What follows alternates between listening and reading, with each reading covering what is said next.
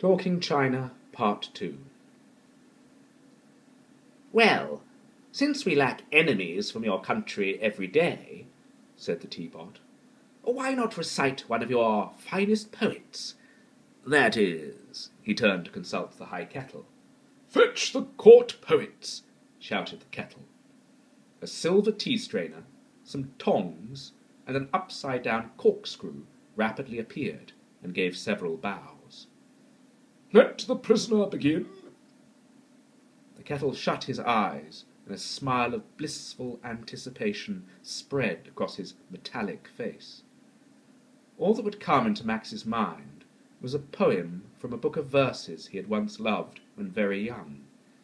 Since he had little practice at speaking poetry, he spoke in a timid voice.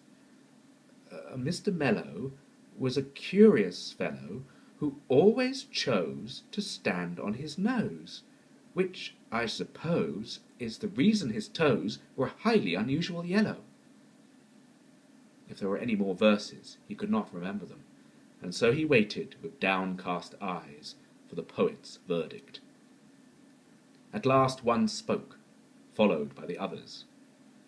"Stratospheric, sonorous, what images and words, the rhythms, the rhymes, the colours, the tones, but the savours, the sensations, the drama, the pace, the aura, the symbols, the flickers."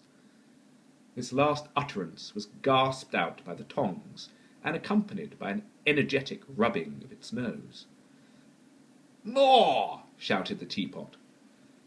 By this time Max had remembered one of the other poems, and so recited, "There once was a man who had a brain scan, which confirmed, as they feared, an ingrowing beard." He gave a little bow.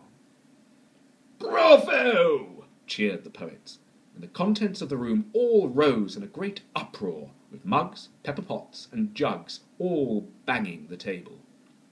Max was pleased they seemed so happy with him.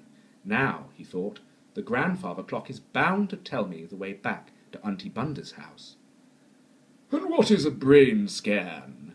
said the kettle, once order had been established. His tea-ship, smug in the knowledge he knew the answer, said, "Oh, it's a method used by doctors to look inside people's heads."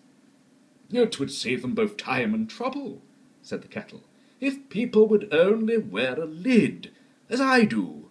Just lift mine up, and you can see all there is to see." "You tin-lidded tyrant," came the mysterious voice that Max had noticed earlier.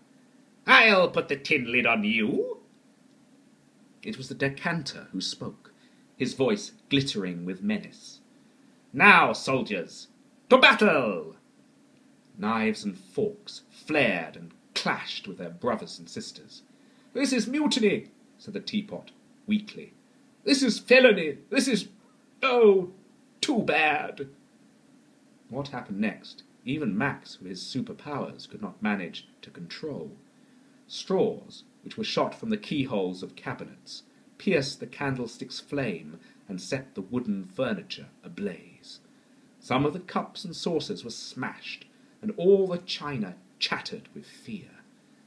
The lean of pork offered his flesh to the fallen, but none of them could eat it.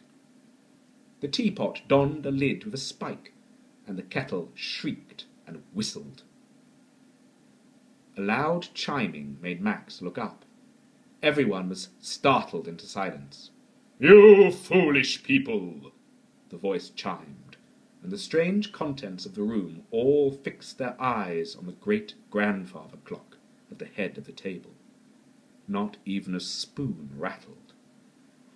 "Will you ruin your entire world?" said the clock. "I shall remove your heart of tin and set one of flesh and blood to rule over you. Come here, noble pig." The lean of pork, blushing a deep pink and shaking all over, went up to the clock and bowed his head low.